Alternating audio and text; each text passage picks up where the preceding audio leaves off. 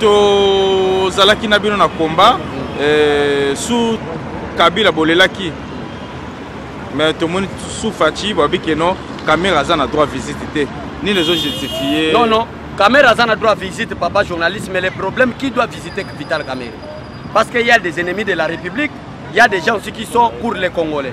Qui doit visiter Vital Kamerhe? Comment est-ce que Kamerhe a la famille politique? Parce que quand bato baso disant ennemi à peuple congolais, parce qu'il faut le dire qu'il c'est grave. C'est la démocratie, mais c'est le temps où on s'en likam. On peut s'illuminer à solo, aux anani. Bisson de Toboy va hypocrite. Aux appels même à Félix, c'est en tant que directeur du cabinet, mais au salaire makamna bata FCC pour détruire ça.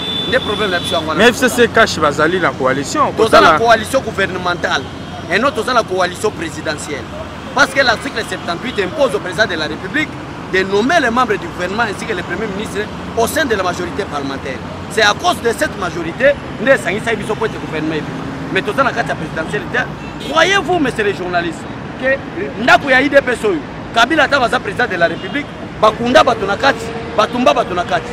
Président de la République étant un homme qui respecte les principes, ne peut pas violer la Constitution. Et c'est qu'il travaille dans la coalition. Malgré la coalition, il y a des indisciplinés, vous allez comprendre. Tel que Tundaka c'est un indiscipliné.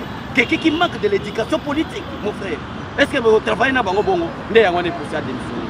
Mais puis ce problème, tout ça contre l'ennemi, l'ennemi est l'autre côté. Doit contre Kabila. Biso to Kabila n'est rien dans c'est qui qui déclaré. Ça va chaussette. Les autres commissions Moutoumouné, le président de la République, histoire et Tikali. Marqué IDP Totikala pour reconnaître être chef de l'État. Mais à Boma Biso, au nom de l'amour, Tobito Sangana. Tobosa n'allait passer. Totia Bolingo Poto Tongamboka. Bango Bamoni Félix c'est le roi Bololé. Parce qu'il y a un Bolingo, il peut faire n'importe quoi. Faites attention. Merci. Moi, Namboka vraiment, Moutuna Moussou Yasuka. Olanda qui peut marche analyse pour tout tirer le cozoa.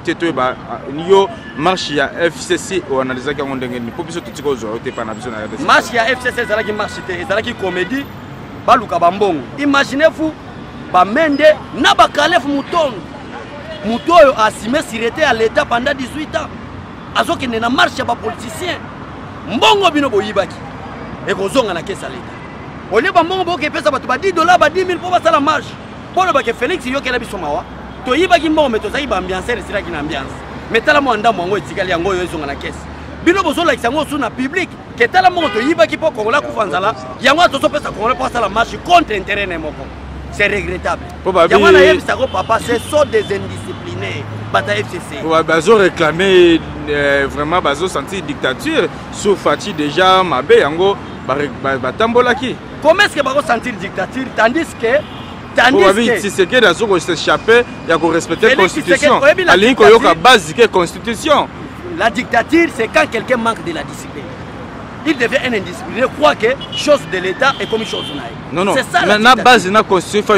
Il faut. Qu'est-ce que signifie la base? Qu'est-ce que signifie la Constitution? La base, en d'autres termes, c'est le peuple congolais. Le peuple congolais, à son article 5, est souverain. Vous voyez, mon frère? Et cette Constitution a été élaborée par la base là. En d'autres termes, c'est le peuple là. Il faut bien appeler les mots. Quand vous appelez la base, qu'est-ce que signifie la base? Donc la base, ce sont les arbres et le peuple, autre chose. La base, en d'autres termes, c'est le peuple. Et l'article 5 de la Constitution parle, la souveraineté de l'État appartient au peuple. Et Félix Tshisekedi doit d'abord écouter le peuple, parce que c'est lui qui est le souverain primaire. Mon amboka est que mon copie congolais, ou na Congo central, ni ne pour appeler pour appeler moko ya mulubate quoi, aux citoyens congolais. Et aux analyse la situation, il y a 26 provinces. Au moment où sur les Canada, Congo, il y a tribalisme, ce n'est pas gentil. Tous sont forts na biso. Tous sangisango. Tous reconnaître. Parfois tout moi. Donc reconnaître que bakoko na biso à Kalabasaki complexe. Mais baluba ya Kalabasaki complexe. Il faut qu'on se dise la vérité. Au sol nande konanga. Tout la vérité. Ce qui les loba kumisé que muluba wana za makasi. Les muluba là, c'est en République démocratique du Congo. Ce pas kumisé que mungala wana za makasi. Les mungala c'est pas les Burundais, c'est en République démocratique du Congo, c'est notre héritage. La force de Félix Tshisekedi malgré Muluba, c'est l'héritage non seulement de Luba, mais l'héritage des Congolais. Yangwana va comprendre que ce soit dans l'opposition, que ce soit dans la FCC, va comprendre que c'est Muluba la Félix Tshisekedi à la volonté de peuple naï. Comment diaboliser ce Muluba la Félix Tshisekedi? To banda wolbaka saye. Akonya tala ko lankayansa. Zalasi tala ba manœuvre bata FCC bato sala papa journaliste Félix Azoni atalako en kayansa non par contre ayebisi bango boy je ne peux pas fouiner le passé mais je vais vous protéger c'est clair mon frère aimons le pays aimons le peuple.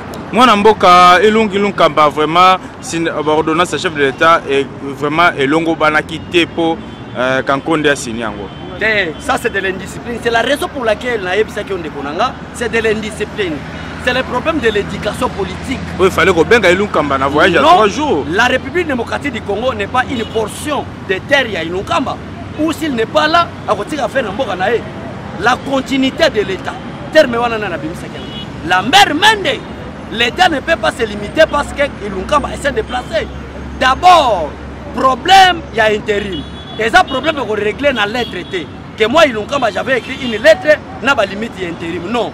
Le problème de l'intérim est réglé par la Constitution elle-même. Non, le Premier ministre n'est pas un garçon de course de qui que ce soit. Non. En d'autres termes, si vous ne savez pas, mais je vais vous contredire.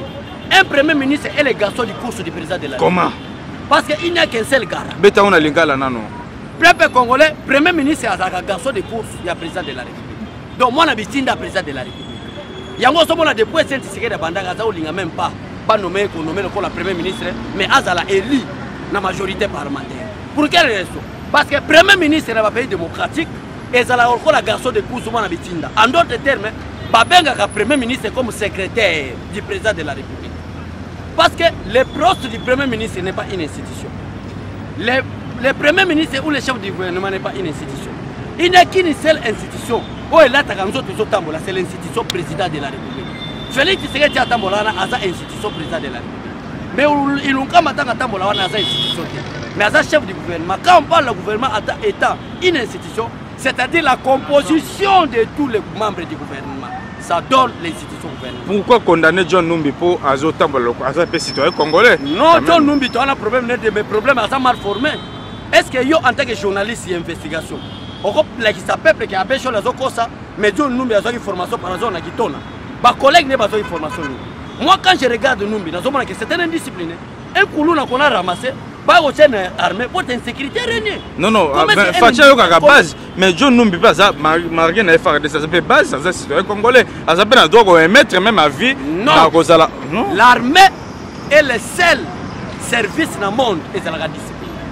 L'armée a gardé ordre, après ça opnani à vie. Ce qui John Numbi a ça poste après sa vie. Kabila ça na kinga kati a combien membre FCC? Parce que d'abord ce n'est pas un militaire. Un militaire qui appelle les civils pour expliquer pourquoi le président est écarté. Ça c'est de l'indiscipline. On se bien que civil pour le non le président avait confiance en moi à s'influencer. Ça c'est manque de la formation militaire. Ça la vérité à Koloba. Et ça vérité c'est de l'indiscipline. Ça la vérité par rapport à qui sont les collègues et à John Numbi. Azana rôle Mounen a joué qui pendant rôle Mounen a joué et ça a Boma Chebea. Donc le corps a Chebea. Un général mal formé et sous sanction des États-Unis d'Amérique et de l'Union européenne. Un général sous sanction. C'est un indiscipliné mon frère. Le problème tel que je suis là, le président de la République peut choisir la personne qu'il veut à tirer la poste à l'ennemi. Ce n'est pas un Numbi. Il y a aussi la point de presse et devant les civils. État-major, inspection générale. Il y a un phare de ces alerte. Pourquoi a-t-il la remise des représentants? C'est de l'indiscipline. Le peuple congolais a partout. Peut-être vous avez informé tes papas journalistes avant la nomination ou les nominations. Il y a un poste au Bomoni. Le président de la République a bien dit que généraux n'y sont même à la province. Il y a un parlement de Bounalobakiamo. Il y a un président qui a dit que un brevet ou un diplôme de formation militaire. Il n'y a pas de diplôme ou de brevet. Où est-ce qu'il a eu la formation? Donc, moi, je suis c'est un indiscipliné, un coulou qui a semé de l'insécurité pour Abomaché Béa. Comme la souka mon amboka, vraiment baninga nyo soto landa qui presque 3-4 marches, basala qui marche pacifique mais marche à l'ENF qui marche à vandaliser, pas bien privé, pas bien public. Qu'en dites-vous parce que babi que non. Il y a marche à l'ENF, il y a IDPS. Oui. Les gens qui marchent à vandaliser. Tout le monde marche à FCC, il y a un FCC. Vraiment marche pacifique na terme pour marche ya kobanda 10h et si 10h30 et si na bitumba parce que mbongo batu musuba zo kité ça c'est marche. Non babuka il quand même bien battu. Objectif à marche na bango te. Mais regardez et écoutez objectif à marche de l'IDPS. Un professeur en droit constitutionnel ou un docteur en droit na kombo ya Sakata na kombo Amina. Des professeurs, j'appelle bien des professeurs d'université. paix na cour ya droit constitutionnel bazo proposer ba loi pour violer la constitution. Que doit faire le peuple? Bimala balabala parce que cette constitution mutako ko détruire le peuple yemo.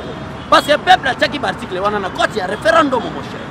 Alors trois individus basangani pour te violer la constitution des peuples bimala pour balaba non, nous voulons le respect des principes. Mais tout na bata FCC ba marcher pour quelle raison? Ba marcher pour na intérêt na bango. Pour bazo banga ces pays ezali awa. Il faut le kotakabila na banumi. Ndé toute la marche parce que l'homme a démissionné a collaboré avec le chef de l'État pour battre ces pays accès en tant que président du Conseil supérieur de la magistrature bakanga bango et vos apaisements n'aura rien. Par rapport au déconfinement, message à Souka. Par rapport au déconfinement, protégez-vous, bon là ba kashine parce que maladie vraiment est solo namboka, bon travail ne kenge mais bon ça la bateau babanga raté. Bon ça la bateau bazaba courageux. Place au moni président Zotika Sugebele a demandé par Pembe pour télémêler pour le chef de l'État. Comme si Zotika Sugebele a demandé par Pembe le voilà. Pour le vérité. Donc merci beaucoup.